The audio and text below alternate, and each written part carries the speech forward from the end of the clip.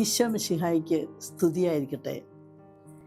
യേശുനാഥൻ്റെ അമൂല്യമായ തിരുരക്തം ഈ സമയം നമ്മുടെ ഓരോരുത്തരുടെ മേൽ, നാം ആയിരിക്കുന്ന ഭവനത്തിൻ്റെ മേൽ, നമ്മുടെ ജോലി മേഖലകളുടെ മേൽ, നമ്മുടെ കൃഷിയിടങ്ങളുടെ മേൽ എല്ലാം ദൈവത്തിൻ്റെ അമൂല്യമായ തിരുരക്തം പെരുമഴ പോലെ പെയ്യട്ടെ, വർഷിക്കട്ടെ എന്ന് നമുക്ക് ആത്മാർത്ഥമായി പ്രാർത്ഥിക്കാം. ഈശോയെ, അവിടുത്തെ അമൂല്യമായ തിരുരക്തത്താൽ ഞങ്ങളെ ഓരോരുത്തരെയും കഴുകണമേ, വിശുദ്ധീകരിക്കണമേ, കോട്ടകെട്ടി സംരക്ഷിക്കണമേ, പരിശുദ്ധാത്മാവ് കൊണ്ട് നിറയ്ക്കണമേ. അമ്മേ മാതാവേ, ഈ സമയം ഞങ്ങൾക്ക് വേണ്ടി മാധ്യസ്ഥ അപേക്ഷിക്കണമേ. ഈശോയുടെ അമൂല്യമായ തിരുരക്തം. നമുക്കറിയാം, പഴയ നിയമത്തിൽ അബ്രാഹത്തിൻ്റെ വിളിയോടുകൂടിയാണ് രക്ഷാകര ചരിത്രം ആരംഭിക്കുന്നത്. അബ്രാഹത്തെ ദൈവം വിളിച്ചു, പരിച്ഛേദനത്തിലൂടെ തൻ്റെ സ്വന്തമായി ഉടമ്പടി ചെയ്തു. അബ്രാഹത്തിൻ്റെ വിവാഹം കഴിഞ്ഞു. ഇസഹാക്കിൻ്റെ മക്കളായ യാക്കോബിലൂടെ, ഏസാവിലൂടെ, അതിലുപരിയായി യാക്കോബിൻ്റെ 12 മക്കളിലൂടെ ഇസ്രായേലിൻ്റെ ചരിത്രം നീളുകയാണ്. നമുക്കറിയാം, യാക്കോബ് ജോസഫിനെ വളരെയധികം സ്നേഹിച്ചിരുന്നു. അതുമൂലം അസൂയ പൂണ്ട സഹോദരന്മാർ ജോസഫിനെ വിൽക്കുന്നതും, അങ്ങനെ ജോസഫ് ഈജിപ്തിലെ കാരാഗ്രഹത്തിൽ കിടക്കുന്നതും അവിടെ നിന്നും ദൈവം ഉയർത്തി ഈജിപ്തിൻ്റെ അധിപതിയാക്കി മാറ്റുന്നതും. അപ്പോൾ യാക്കോബും കൂടെയുള്ള എല്ലാവരും ഈജിപ്തിലേക്ക് ചെല്ലുന്നു. ഫറവോ കാര്യമായിട്ട് സ്വീകരിക്കുന്നു. അങ്ങനെ വർഷങ്ങൾ കഴിഞ്ഞുപോയി. പുതിയ പുതിയ ഫറവോമാരുണ്ടാകുന്നു. അവർക്ക് പഴയ ചരിത്രമൊന്നും അറിഞ്ഞുകൂടാ. അവർ ഇസ്രായേൽ ജനത്തെ പീഡിപ്പിക്കാൻ തുടങ്ങി. അങ്ങനെ 400 വർഷം ഇസ്രായേൽ ഈജിപ്തിൽ അടിമത്തത്തിൽ കഴിയുന്നു. അവരെ വളരെ ശക്തമായിട്ട് ഫറവോമാർ പീഡിപ്പിക്കാൻ തുടങ്ങിയപ്പോൾ അവരുടെ നിലവിളി ദൈവത്തിൻ്റെ സന്നിധിയിലെത്തി. മോശയെ ദൈവം ഉയർത്തി. നമുക്കറിയാം, പെസഹ രാത്രിയിലൂടെ ഒരു കുഞ്ഞാടിനെ കൊന്ന് ആ കുഞ്ഞാടിൻ്റെ രക്തം ഒരു പാത്രത്തിലെടുത്ത് സിസോപ്പ് ചെടി കൊണ്ട് കട്ടിലപ്പടിയിലും മേൽപ്പടിയിലും തളിക്കുക. ആ രാത്രിയിൽ സംഹാരദൂതൻ കടന്നുപോകും. ഇസ്രായേൽ ഭവനത്തിൻ്റെ മേൽ കട്ടിലപ്പടിയിലും മേൽപ്പടിയിലും രക്തം കാണുമ്പോൾ സംഹാരദൂതൻ നശിപ്പിക്കാതെ കടന്നു പോകുന്നു. അങ്ങനെ ഒരു കുഞ്ഞാടിൻ്റെ രക്തം ഇസ്രായേൽക്കാരെ ഈജിപ്തിൻ്റെ അടിമത്തത്തിൽ നിന്നും ആ രാത്രിയിൽ മോചിപ്പിച്ചു. സ്നാപയോഹന്നാൻ പ്രസംഗിച്ചുകൊണ്ടിരിക്കുമ്പോൾ യേശുനാഥൻ കടന്നു വരികയാണ്. യേശുവിനെ ചൂണ്ടിക്കൊണ്ട് സ്നാപയോഹന്നാൻ പറയുകയാണ്, ഇതാ ലോകത്തിൻ്റെ പാപം നീക്കുന്ന ദൈവത്തിൻ്റെ കുഞ്ഞാട്. നാം കൊല്ലപ്പെടാതിരിക്കാൻ വേണ്ടി നമുക്ക് പകരം കൊല്ലപ്പെടാനിരിക്കുന്ന കുഞ്ഞാടാണെന്ന് യേശുനാഥനെ ചൂണ്ടിക്കൊണ്ട് സ്നാപയോഹന്നാൻ പറയുകയാണ്. നമ്മുടെ പാപങ്ങളെല്ലാം ഏറ്റെടുത്ത് നമുക്ക് വേണ്ടി അതിദയനീയമായി കൊല്ലപ്പെടാനിരിക്കുന്ന കുഞ്ഞാടാണ് ഈ വരുന്നതെന്ന് സ്നാപയോഹന്നാൻ യേശുനാഥനെ ചൂണ്ടിക്കാണിച്ചുകൊണ്ട് പറയുന്നു. അതെ, നമുക്ക് വേണ്ടി, നാം അറക്കപ്പെടാതിരിക്കാൻ, നാം കൊല്ലപ്പെടാതിരിക്കാൻ നമുക്ക് വേണ്ടി കൊല്ലപ്പെട്ട കുഞ്ഞാട്, ആ കുഞ്ഞാടിൻ്റെ രക്തമാണ് നമ്മളെ രക്ഷിക്കുന്നത്. ഈശോയുടെ തിരുരക്തം പ്രധാനമായിട്ടും 5 അനുഗ്രഹങ്ങളാണ് നമുക്ക് നൽകുന്നത്. ഒന്ന്, ഈശോയുടെ തിരുരക്തം നമ്മെ വീണ്ടെടുത്തു. 2, ഈശോയുടെ തിരുരക്തം നമ്മെ കഴുകി ശുദ്ധീകരിച്ചു. 3, ഈശോയുടെ തിരുരക്തം നമ്മെ നീതീകരിച്ചു. 4, ഈശോയുടെ തിരുരക്തം നമുക്ക് നിത്യജീവൻ നൽകുന്നു. 5, ഈശോയുടെ തിരുരക്തം വിശുദ്ധ സ്ഥലത്തേക്ക് പ്രവേശിക്കുവാനുള്ള മനോഗുണം നമുക്ക് നൽകുന്നു. നമുക്ക് ഈ 5 അനുഗ്രഹങ്ങളൊന്ന് കാണാം. 1, ഈശോയുടെ തിരുരക്തം നമ്മെ വീണ്ടെടുത്തു. നമുക്കറിയാം, വീണ്ടെടുക്കുക എന്ന് പറഞ്ഞാൽ എന്തെങ്കിലും പകരം കൊടുത്ത് നമ്മളെ തിരിച്ചെടുക്കുന്നതിനാണ്. ഒരു കോടീശ്വരൻ്റെ മകനെ തീവ്രവാദികൾ തട്ടിക്കൊണ്ടുപോയി. 1 കോടി രൂപയാണ് അവരാവശ്യപ്പെടുന്നത്. എന്നിട്ട് ഈ കുഞ്ഞിനെ അവരിങ്ങനെ ഉപദ്രവിച്ചുകൊണ്ടിരിക്കുകയാണ്. എന്നിട്ട് ആ കുഞ്ഞിനെ കരയുന്ന ആ ശബ്ദം ടേപ്പ് ചെയ്ത് കോടീശ്വരൻ അയച്ചു കൊടുത്തു. ആ കുഞ്ഞ് കരഞ്ഞുകൊണ്ട് പറയുകയാണ്, പപ്പാ പപ്പാ, എന്നെ വേഗം വന്ന് മോചിപ്പിക്കും, അല്ലെങ്കിൽ ഇപ്പം എന്നെ കൊല്ലും. അപ്പോൾ ആ കരച്ചിലിൻ്റെ ശബ്ദം കേൾക്കുമ്പോൾ എത്ര പൈസ ഇല്ലാത്തവരാണെങ്കിലും ആ കുഞ്ഞിനെ മോചിപ്പിക്കാൻ ശ്രമിക്കും. അങ്ങനെ കോടീശ്വരൻ 1 കോടി കൊടുത്ത് ആ കുഞ്ഞിനെ വീണ്ടെടുത്തു. എൻ്റെ ഇടയ്ക്കിടയ്ക്ക് കോടീശ്വരൻ ആ കുഞ്ഞിനോട് പറയും, നീ അങ്ങനെ ചുമ്മാ വന്നതൊന്നുമല്ല, ചുമ്മാ നിന്നെ മോചിപ്പിച്ചുകൊണ്ട് വന്നതൊന്നുമല്ല, ഞാൻ 1 കോടി കൊടുത്താണ് നിന്നെ മോചിപ്പിച്ചത്. ആ 1 കോടിയുടെ പ്രാധാന്യം ആ കോടീശ്വരനടയ്ക്കേണ്ട ആ കുഞ്ഞിനെ ഓർപ്പിച്ചുകൊണ്ടിരിക്കും. അതുപോലെ തന്നെ ഈശോയും നമ്മളോട് പറയുന്നുണ്ട്, നിങ്ങളെ ഞാൻ എൻ്റെ സ്വന്തം രക്തം കൊടുത്ത് വിലയ്ക്ക് വാങ്ങിയവരാണ്. നിങ്ങളങ്ങനെ ചുമ്മാ മക്കളൊന്നുമല്ല, എൻ്റെ സ്വന്തം രക്തം വില കൊടുത്ത് വാങ്ങിയ എൻ്റെ സ്വന്തം മക്കളാണ് നിങ്ങൾ. അതിനെക്കുറിച്ച് വിശുദ്ധ പത്രോസ്ലീഹ പറയുന്നുണ്ട്. 1 പത്രോസ് 1:18-19 നമുക്കൊന്ന് കേൾക്കാം. പിതാക്കന്മാരിൽ നിന്നും നിങ്ങൾക്ക് ലഭിച്ച വ്യർത്ഥമായ ജീവിത രീതിയിൽ നിന്നും നിങ്ങൾ വീണ്ടെടുക്കപ്പെട്ടത് നശ്വരമായ വെള്ളിയോ സ്വർണമോ കൊണ്ടല്ല എന്ന് നിങ്ങൾ അറിയുന്നുവല്ലോ. കറയോ കളങ്കമോ ഇല്ലാത്ത കുഞ്ഞാടിൻ്റേത് പോലുള്ള അമൂല്യമായ രക്തം കൊണ്ടത്രേ. അപ്പോൾ ഈശോയുടെ അമൂല്യമായ കറയോ കളങ്കമോ ഇല്ലാത്ത കുഞ്ഞാടിൻ്റെ അമൂല്യമായ രക്തം കൊടുത്താണ് ഈശോ നമ്മെ വീണ്ടെടുത്തത്. നമ്മുടെ സിരകളിലൂടെ ഒഴുകുന്നത് ഈശോയുടെ തിരുരക്തമാണ്. അപ്പോൾ നമ്മുടെ ഐഡൻറ്റിറ്റി, നമ്മുടെ അഡ്രസ്സ് എന്താണെന്ന് ചോദിച്ചാൽ ഈശോയുടെ തിരുരക്തം കൊടുത്ത് വീണ്ടെടുക്കപ്പെട്ടവരാണ് നാം ഓരോരുത്തരും. എന്നുള്ള അഭിമാനം നമുക്ക് എപ്പോഴും ഉണ്ടായിരിക്കണം. 2, ഈശോയുടെ തിരുരക്തം നമ്മെ കഴുകി ശുദ്ധീകരിക്കുന്നു. 1 യോഹന്നാൻ 1:7. നാം കുമ്പസാരിക്കാനൊക്കെ പോകുന്നതിന് മുമ്പ് ഈ തിരുവചനം, ഈ കുഞ്ഞു തിരുവചനം നമ്മൾ പഠിച്ച് അതിങ്ങനെ പറഞ്ഞുകൊണ്ടിരിക്കണം.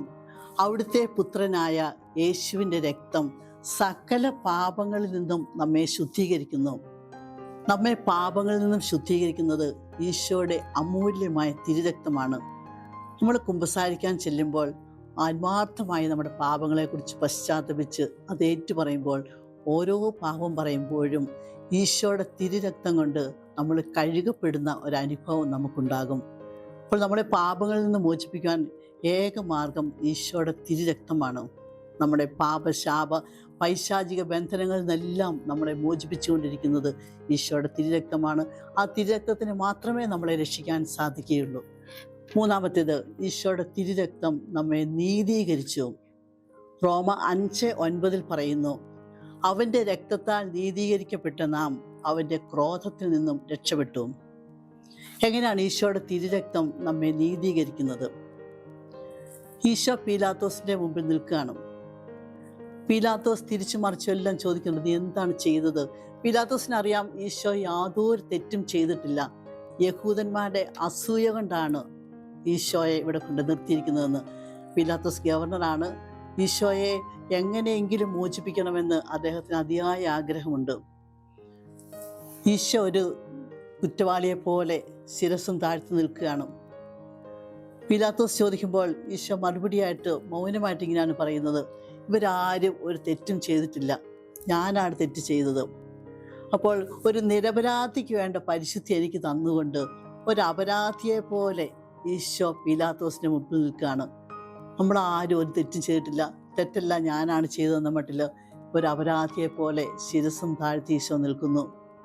അപ്പോൾ ഇതാണ് നീതീകരണം. നമ്മളെ രക്ഷിക്കാൻ വേണ്ടി നമുക്ക് പകരം ഈശോ കുരിശിൽ മരിച്ചു. ഈശോ രക്തം ചിന്തി നമ്മുടെ പാപങ്ങൾ നമ്മളെ മോചിപ്പിച്ചു. അങ്ങനെ നമ്മളെ നീതീകരിച്ചു. പീലാത്തോസ് ഈശോയെ വെറുതെ വിടാൻ വേണ്ടി ഒത്തിരി ചോദിക്കുന്നുണ്ട്. അവസാനം പറഞ്ഞു, എനിക്കിതിനെ വെറുതെ വിടാമെന്ന് അറിയാമല്ലോ, നീ ഒരു വാക്ക് പറയുക. ഈശോ ഒരു വാക്ക് പറഞ്ഞാൽ മതി, ഞാൻ തെറ്റൊന്നും ചെയ്തിട്ടില്ല എന്ന് ഈശോയുടെ വായിൽ നിന്നും ഒരു വാക്ക് കിട്ടിയാൽ പീലാത്തോസിന് വെറുതെ വിടാം. പക്ഷേ ഈശോ സംസാരിക്കുന്നില്ല, മൗനമായിട്ടിരിക്കുകയാണ്. ഞാനാണ് എല്ലാ തെറ്റും ചെയ്തത്. ഈശോയുടെ മേൽ പിതാവായ ദൈവം എല്ലാ കുറ്റങ്ങളും ഏൽപ്പിച്ചിരിക്കുകയാണ്. ഈശോ അതെല്ലാം നിശബ്ദമായിട്ട് സഹിച്ചുകൊണ്ട് നമ്മളെ നീതീകരിക്കുന്നു. 4, ഈശോയുടെ തിരുരക്തം നമുക്ക് നിത്യജീവൻ നൽകുന്നു. ലേവ്യർ 17:11 പറയുന്നുണ്ട്, രക്തത്തിലാണ് ജീവൻ അടങ്ങിയിരിക്കുന്നത്. അതുകൊണ്ടാണ് നമ്മൾ ആ രക്തം കുടിക്കാത്തത്. ഈശോ പറയുകയാണ് യോഹന്നാൻ 6:54, എൻ്റെ ശരീരം ഭക്ഷിക്കുകയും എൻ്റെ രക്തം പാനം ചെയ്യുകയും ചെയ്യുന്നവന് നിത്യജീവനുണ്ട്. യോഹന്നാൻ 10:10 പറയുന്നു, ഞാൻ വന്നിരിക്കുന്നത് അവർക്ക് ജീവൻ ഉണ്ടാകുവാനും അത് സമൃദ്ധമായി ഉണ്ടാകുവാനുമാണ്. ഈശോ നമ്മളോട് ചോദിക്കുന്നുണ്ട്, എല്ലാ ദിവസവും നീ എന്തിനാണ് പരിശുദ്ധ കുർബാനയെ സംബന്ധിക്കുന്നത്? ഞാൻ നിങ്ങളോട് ചോദിക്കുകയാണ്, നമുക്ക് ഞായറാഴ്ച പള്ളിയിൽ പോയാൽ പോരെ? എല്ലാ ദിവസവും നമ്മൾ എന്തിനാണ് പള്ളിയിൽ പോകുന്നത്? അതിനുള്ള ഉത്തരം ഇത് തന്നെയാണ്. വിശുദ്ധ ഗ്രന്ഥത്തിൽ ബൈബിളിൽ ഈശോ പറയുന്നുണ്ട്, നിന്റെ ഇടത് കർണത്തടിക്കുന്നവന് വലത് കർണം കൂടി കാണിച്ചു കൊടുക്കണം. നിന്നെ പീഡിപ്പിക്കുന്നവർക്ക് വേണ്ടി പ്രാർത്ഥിക്കണം. ശത്രുക്കളെ അനുഗ്രഹിക്കണം. നിനക്ക് 2 ഉടുപ്പുള്ളവൻ 1 ഇല്ലാത്തവന് കൊടുക്കണം. ഇങ്ങനെയൊക്കെ ചെയ്യാൻ നമുക്ക് സാധിക്കുമോ? നമ്മുടെ സൽപ്പേര് നഷ്ടപ്പെടുത്തിയ നമ്മുടെ കൂട്ടുകാരനോട് ക്ഷമിക്കുവാൻ നമുക്ക് സാധിക്കുമോ? എൻ്റെ മകളുടെ വിവാഹം മുടക്കുന്ന, എല്ലാ വിവാഹം മുടക്കിക്കഴിയുന്ന എൻ്റെ അയൽപക്കക്കാരനോട് നിസ്വാർത്ഥമായി ക്ഷമിക്കുവാൻ നമുക്ക് സാധിക്കുമോ? നമ്മളെ എന്തുമാത്രം ദ്രോഹിക്കാമോ അത്രമാത്രം ദ്രോഹിച്ചുകൊണ്ടിരിക്കുന്ന എൻ്റെ ശത്രുവിനോട് ക്ഷമിക്കാൻ എനിക്ക് സാധിക്കുമോ? ഈശോ പറയുകയാണ്, അത് സാധിക്കില്ല. നിങ്ങൾക്ക് അതൊക്കെ സാധിക്കണമെന്നുണ്ടെങ്കിൽ ഈ ലോകപ്രകാരം ജീവിക്കാതെ ഒരു ബെറ്റർ ക്വാളിറ്റി ലൈഫ് നിങ്ങൾക്ക് ജീവിക്കണമെന്നുണ്ടെങ്കിൽ എൻ്റെ മക്കളെ, നിങ്ങൾ വിശുദ്ധ കുർബാനയിലേക്ക് വാ. എൻ്റെ തിരുശരീരവും എൻ്റെ തിരുരക്തവും നിങ്ങൾ ഭക്ഷിക്കുകയും പാനം ചെയ്യുകയും ചെയ്യുക. അപ്പോൾ നിങ്ങൾക്ക് ഒരു ബെറ്റർ ക്വാളിറ്റി ലൈഫ്, ഞാൻ പറയുന്നത് പോലെ, സുവിശേഷത്തിൽ പറയുന്നത് പോലെ ജീവിക്കുവാൻ നിങ്ങൾക്ക് സാധിക്കും. അപ്പോൾ ഈശോയുടെ തിരുശരീരവും തിരുരക്തവും ഉൾക്കൊള്ളുമ്പോൾ നമുക്കും ഈശോ ആഗ്രഹിക്കുന്ന വിധത്തിൽ ജീവിക്കുവാൻ അതിനുള്ള കൃപ ഈശോ തന്നുകൊണ്ടിരിക്കും. അവസാനത്തേത്, വിശുദ്ധ സ്ഥലത്തേക്ക് പ്രവേശിക്കുവാൻ ഈശോയുടെ തിരുരക്തത്തിലൂടെ നമുക്ക് കൃപ കിട്ടിയിരിക്കുന്നു. ഹെബ്രായർ ലേഖനം 10-ാം അധ്യായം 19 തുടങ്ങി 23 വരെയുള്ള തിരുവചനങ്ങളിൽ ഈശോ വ്യക്തമായിട്ട് പറയുന്നുണ്ടിത്. ഹെബ്രായർ 10, 19, 23. എൻ്റെ സഹോദരരെ, യേശുവിൻ്റെ രക്തം മൂലം വിശുദ്ധ സ്ഥലത്തേക്ക് പ്രവേശിക്കുവാൻ നമുക്ക് മനോധൈര്യമുണ്ട്. എന്തെന്നാൽ തൻ്റെ ശരീരമാകുന്ന വിരിയിലൂടെ അവൻ നമുക്കായി നവീനവും സജീവവുമായ ഒരു പാത തുറന്നു തന്നിരിക്കുന്നു. എൻ്റെ സഹോദരരെ, യേശുവിൻ്റെ രക്തം മൂലം വിശുദ്ധ സ്ഥലത്തേക്ക് പ്രവേശിക്കുവാൻ നമുക്ക് മനോധൈര്യമുണ്ട്. നമുക്കറിയാം, പഴയ നിയമത്തിൽ പ്രധാന പുരോഹിതൻ വർഷത്തിൽ 1 പ്രാവശ്യം കാളക്കിടാവിനെ കൊന്ന് അതിൻ്റെ രക്തമെടുത്ത് അതിവിശുദ്ധ സ്ഥലത്ത് പ്രവേശിച്ച് അവിടുത്തെ കൃപാസനത്തിലും വാഗ്ദാന പേടകത്തിലും ബലിപീഠത്തിലുമെല്ലാം 7 പ്രാവശ്യം തളിക്കും. ആ പ്രധാന പുരോഹിതൻ അതിവിശുദ്ധ സ്ഥലത്തേക്ക് പ്രവേശിക്കുമ്പോൾ പ്രധാന പുരോഹിതൻ്റെ കാലിൽ ഒരു കയറ് അല്ലെങ്കിൽ ചങ്ങല കെട്ടിയിരിക്കും. അതിൻ്റെ അർത്ഥം എന്താണെന്ന് ചോദിച്ചാൽ, അതിവിശുദ്ധ സ്ഥലം, അവിടെ ആർക്കും പ്രവേശിക്കുവാൻ അനുവാദമില്ല. കാരണം പഴയ നിയമകാലത്ത് ദൈവം എന്ന് പോലും യഹൂദർ പറയുമായിരുന്നില്ല. അത് ഭയങ്കര പേടിയായിരുന്നു. ദൈവത്തെക്കുറിച്ചുള്ള അവരുടെ സങ്കല്പം, തെറ്റ് ചെയ്താൽ ശിക്ഷിക്കും, നന്മ ചെയ്താൽ അനുഗ്രഹിക്കും, കണ്ണിന് പകരം കണ്ണ്, പല്ലിന് പകരം പല്ല് എന്നൊക്കെ വളരെ ഒരു പേടിപ്പെടുത്തുന്ന ഒരു രൂപമായിരുന്നു അവർക്ക്. അങ്ങനെ ഇരിക്കുമ്പോഴാണ് ഈശോ എന്ന് പറയുന്നത് ദൈവം സ്നേഹമാണ്. ആ ധൂർത്തപുത്രൻ്റെ ഉപമയിലൂടെയൊക്കെ ഈശോ ദൈവം നമ്മളെ എത്രമാത്രം സ്നേഹിക്കുന്നു, അപ്പൻ സ്നേഹമാണ്. ഇത് യഹൂദന്മാർക്ക് ഉൾക്കൊള്ളാനേ പറ്റുന്നില്ല. അത്രമാത്രം പേടിപ്പെടുത്തുന്ന ദൈവത്തെക്കുറിച്ച് ഇവൻ വന്നിട്ട് പറയുന്ന കാര്യങ്ങൾ അദ്ദേഹം അവസാനം ഈശോയെ അവർ കുരിശിൽ തറച്ചു. ഈ പ്രധാന പുരോഹിതൻ്റെ കാലിൽ ചങ്ങല അല്ലെങ്കിൽ കയറ് കെട്ടിയിരിക്കുന്നതിൻ്റെ ഉദ്ദേശം, ആ അതിവിശുദ്ധ സ്ഥലത്ത് വെച്ച് അദ്ദേഹം മരണപ്പെടുകയോ അല്ല ബോധം കെട്ട് വീഴുകയോ ചെയ്താൽ അവിടെ കയറാൻ ആർക്കും പറ്റുകയില്ല. എല്ലാവർക്കും പേടിയാണ്. അപ്പോൾ കയറെ പിടിച്ച് വലിക്കുക, ചങ്ങല പിടിച്ച് വലിച്ച് താഴേക്കിടും. അപ്പോഴാണ് അവർക്ക് അങ്ങോട്ട് കയറാൻ പറ്റുന്നത്. കാരണം ആ അതിവിശുദ്ധ സ്ഥലത്ത് നിന്ന് ഇങ്ങോട്ട് വലിച്ചു മാറ്റുമ്പോൾ പിന്നെ അവിടെ കയറാമല്ലോ. അപ്പോൾ അത്രയ്ക്കും പേടിപ്പെടുത്തിരുന്ന ആ സമയത്തേക്കാണ് ഈശോയുടെ മരിക്കുന്ന സമയം. നമുക്കറിയാം, ഈശോയെ കുരിശിൽ തറച്ചു. കാൽവരിയിൽ ഈശോ മരിക്കുന്ന സമയം ജെറുസലേം ദേവാലയത്തിൽ, ആ ബ്രഹ്മാണ്ഡമായ ആ ജെറുസലേം ദേവാലയത്തിൻ്റെ വിരി മുകൾ മുതൽ താഴെ വരെ 2ആയിട്ട് കീറുകയാണ്. കാൽവരിയിൽ ഈശോ മരിക്കുന്ന അതേ സമയം ജെറുസലേം ദേവാലയത്തിൻ്റെ വിരി 2ആയിട്ട് കീറുന്നു. അതുതന്നെയാണ് ഹെബ്രായർ ലേഖനത്തിൽ പറയുന്നത്, എൻ്റെ സഹോദരരെ, യേശുവിൻ്റെ രക്തം മൂലം വിശുദ്ധ സ്ഥലത്തേക്ക് പ്രവേശിക്കുവാൻ നമുക്ക് മനോധൈര്യമുണ്ട്. എന്തെന്നാൽ തൻ്റെ ശരീരമാകുന്ന വിരിയിലൂടെ അവൻ നമുക്കായി നവീനവും സജീവവുമായ ഒരു പാത തുറന്നു തന്നിരിക്കുന്നു. ഈശോയുടെ ശരീരമാകുന്ന വിരി, ജെറുസലേം ദേവാലയത്തിലെ വിരി കീറുമ്പോൾ ഈശോയുടെ ശരീരം കീറി മുറിക്കപ്പെടുന്ന ആ ഈശോയുടെ ശരീരമാകുന്ന ആ വിരിയിലൂടെ നമുക്കും സ്വർഗത്തിലേക്ക് പ്രവേശിക്കുവാൻ ഈശോ മനോഗണം തന്നു. ഈശോയുടെ മരണത്തിലൂടെ മാത്രമാണ് ആദ്യ മാതാപിതാക്കളുടെ പാപത്തിന് ശേഷം പിതാവായ ദൈവത്തിൽ നിന്നും അകന്ന് മോക്ഷം നഷ്ടപ്പെട്ട നമുക്ക് ഈശോയുടെ മരണത്തിലൂടെ സ്വർഗത്തിലേക്ക് പ്രവേശിക്കുവാനും അപ്പ എന്ന് വിളിച്ചുകൊണ്ട് ആ സ്നേഹത്തിലേക്ക് പ്രവേശിക്കുവാനും ഈശോ നമുക്ക് മനോഹരം തന്നു. അപ്പോൾ ഈശോയുടെ ഈ തിരുരക്തമാണ് നമ്മളെ യഥാസമയം എപ്പോഴും മോചിപ്പിച്ചുകൊണ്ടിരിക്കുന്നത്. നമുക്കറിയാം, തിന്മ നിറഞ്ഞ ഈ കാലഘട്ടത്തിൽ പാപശാപ പൈശാചിക ബന്ധനങ്ങളിൽ നിന്നും വിശുദ്ധിയിൽ വളരുവാനും എല്ലാം നമ്മളെ സഹായിക്കുന്നത് ഈശോയുടെ അമൂല്യമായ ആ തിരുരക്തമാണ്. അപ്പോൾ ഈ തിരുരക്തത്തിന് മാത്രമേ നമ്മളെ രക്ഷിക്കാൻ സാധിക്കുകയുള്ളൂ. ഒരു ചെറിയ സംഭവകഥ പറഞ്ഞുകൊണ്ട് ഞാൻ ഉപസംഹരിക്കട്ടെ. അർമേനിയയിൽ ഇടയ്ക്കിടയ്ക്ക് ഭൂകമ്പം ഉണ്ടാകാറുണ്ട്. അപ്പോൾ ആ ഭൂകമ്പത്തിൽ അവിടെ ആർമണ്ട് എന്ന പേരിൽ 4ാം ക്ലാസ്സിൽ പഠിക്കുന്ന ഒരു കുട്ടിയുണ്ട്. അവൻ സ്കൂളിൽ പോയ സമയത്ത് ആ സ്കൂളിൻ്റെ പരിസരത്ത് ഭൂകമ്പം ഉണ്ടായി. അവൻ്റെ അപ്പൻ്റെ ഏക മകനാണ് ഈ ആർമണ്ട്. അപ്പോൾ ആരോ ചെന്ന് അപ്പനോട് പറഞ്ഞു, അവൻ്റെ ആർമണ്ടിൻ്റെ സ്കൂളും എല്ലാം ഭൂകമ്പത്തിൽ തകർന്നു പോയെന്ന്. ഈ അപ്പനൊരു ഭ്രാന്തനെ പോലെ ഓടി വരികയാണ്. നോക്കിയപ്പോൾ സ്കൂളും അതെല്ലാം തകർന്നു കിടക്കുകയാണ്. അപ്പൻ ഉടനെ നോക്കിയിട്ട് പറയാണ്, എൻ്റെ കൊച്ചു മരിച്ചിട്ടില്ല, എൻ്റെ കൊച്ചു ഇതിൻ്റെ അടിയിൽ കിടപ്പുണ്ട്. അപ്പോൾ എല്ലാവരും ഓർത്തു അദ്ദേഹത്തിൻ്റെ സമനില തെറ്റിപ്പോയെന്ന്. അപ്പോൾ അദ്ദേഹം അവിടെ എല്ലാം നോക്കിയിട്ട് ഒരു കമ്പി കഷ്ണം കണ്ട് ആ കമ്പി കഷ്ണം കൊണ്ട് ഇങ്ങനെ കുഴിച്ചിരിക്കുകയാണ്. എൻ്റെ മകൻ ഇതിൻ്റെ അടിയിൽ കിടപ്പുണ്ട്, ജീവിച്ചിരിപ്പുണ്ടെന്നും പറഞ്ഞുകൊണ്ട്. അപ്പോൾ എല്ലാവരും ഇങ്ങനെ നോക്കി നിൽക്കുകയാണ്. അദ്ദേഹം രാവും പകലും ഇങ്ങനെ കുഴിച്ച് 24 മണിക്കൂർ തുടർച്ചയായിട്ട് കുഴിച്ചുകൊണ്ടിരിക്കുകയാണ്. മനുഷ്യരെല്ലാം നിസ്സംഗരായിട്ട് നോക്കി നിൽക്കുകയാണ്. അപ്പോൾ 24 മണിക്കൂർ കഴിഞ്ഞപ്പോൾ ഭൂമിയുടെ അടിയിൽ നിന്നും പപ്പ എന്നൊരു വാക്ക് കേട്ടു. അപ്പോൾ എല്ലാവർക്കും ആവേശമായി. പിന്നെ എല്ലാവരും കൂടി പിന്നെയും അങ്ങനെ 36 മണിക്കൂർ, പിന്നെ 12 മണിക്കൂർ കുടിച്ചു. അങ്ങനെ 36 മണിക്കൂർ തുടർച്ചയായിട്ട് കുഴിച്ച് ചെന്നപ്പോൾ ഈ ആൽഫ്രഡും അവൻ്റെ 12 കൂട്ടുകാരും വളരെ സുരക്ഷിതമായിട്ടിരിക്കുകയാണ്. അപ്പോൾ ആ അവർക്കാർക്ക് യാതൊരു മനോവൈകല്യവും ഇല്ല, യാതൊരു മെൻ്റൽ പ്രോബ്ലവും ഇല്ല. അപ്പോൾ അവരെ ഇൻ്റർവ്യൂ ചെയ്ത്, ഇത്ര ദിവസമായിട്ട് നിങ്ങൾക്ക് ആർക്ക് യാതൊരു കുഴപ്പമില്ല, വളരെ ഫ്രഷായിട്ട് നിങ്ങൾ ഇരിക്കുന്നുണ്ടോ, നിങ്ങൾക്ക് എന്ത് പറ്റിയെന്ന് ചോദിച്ചു. അപ്പോൾ അവർ പറയാണ്, ആർമണ്ട് ഞങ്ങളോട് പറഞ്ഞു, ഈ ഭൂമിയിൽ എവിടെയെങ്കിലും എൻ്റെ പപ്പ ജീവിച്ചിരിപ്പുണ്ടെങ്കിൽ പപ്പ വന്ന് നമ്മളെ രക്ഷിക്കും. ഈ കൊച്ചിങ്ങനെ പോസിറ്റീവ് സ്ട്രോക്ക് കൊടുത്തുകൊണ്ടിരിക്കുകയാണ്, പപ്പ വരുമെന്ന്. അപ്പോൾ അവസാനം അവർ പ്രതീക്ഷിച്ചിരുന്നത് പോലെ തന്നെ പപ്പ വന്നു അവനെ രക്ഷിച്ചു.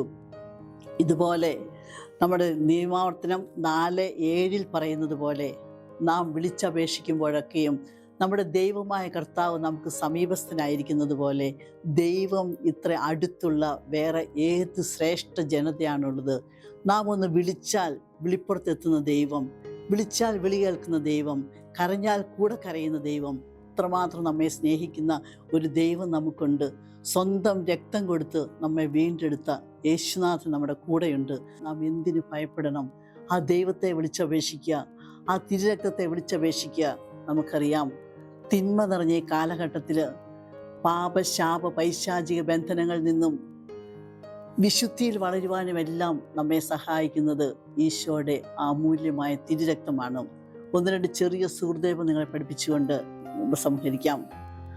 അപ്പാ, യേശുവിൻ്റെ നാമത്തിൽ ഞാൻ ചോദിക്കുന്നു, തിരുരക്തം കൊണ്ട് എന്നെ കഴുകി പരിശുദ്ധാത്മാവ് കൊണ്ട് നിറയ്ക്കണമേ, എനിക്കത് മാത്രം മതി. രാവിലെ എഴുന്നേൽക്കുമ്പോഴേ നമുക്ക് പ്രാർത്ഥിക്കാം, ഈശോയെ അവിടുത്തെ തിരുരക്തം കൊണ്ട് എന്നെ കഴുകണമേ, പൊതിയണമേ, കോട്ട കെട്ടി സംരക്ഷിക്കണമേ, പരിശുദ്ധാത്മാവ് കൊണ്ട് നിറയ്ക്കണമേ. ഈശോയുടെ തിരുഹൃദയത്തിൽ നിന്നും ഞങ്ങൾക്ക് കാരുണ്യ സ്രോതസ്സായി ഒഴുകിയിറങ്ങിയ തിരുരക്തമേ, തിരുജലമേ, ഞാൻ അങ്ങയിൽ ശരണപ്പെടുന്നു. കൊറോണ കാലത്ത് ഫ്രാൻസിസ് പാപ്പ പഠിപ്പിച്ച ഒരു ചെറിയ സുഹൃദേവം, I am protected by the precious blood of Christ. ഈശോയുടെ തിരുരക്തത്താൽ ഞാൻ സംരക്ഷിക്കപ്പെട്ടിരിക്കുന്നു. ഈശോയുടെ അമൂല്യമായ തിരുരക്തം നമ്മളെ ഓരോരുത്തരെയും എപ്പോഴും കാത്തു സംരക്ഷിക്കട്ടെ, രക്ഷിക്കട്ടെ. എല്ലാ പൈശാചിക ബന്ധനങ്ങളിൽ നിന്നും പാപങ്ങളിൽ നിന്നും നമ്മെ മോചിപ്പിക്കട്ടെ. പിതാവിൻ്റെയും പുത്രൻ്റെയും പരിശുദ്ധാത്മാവിൻ്റെയും നാമത്തിൽ ആമേൻ. ഈശോ മിശിഹായ്ക്ക് സ്തുതിയായിരിക്കട്ടെ.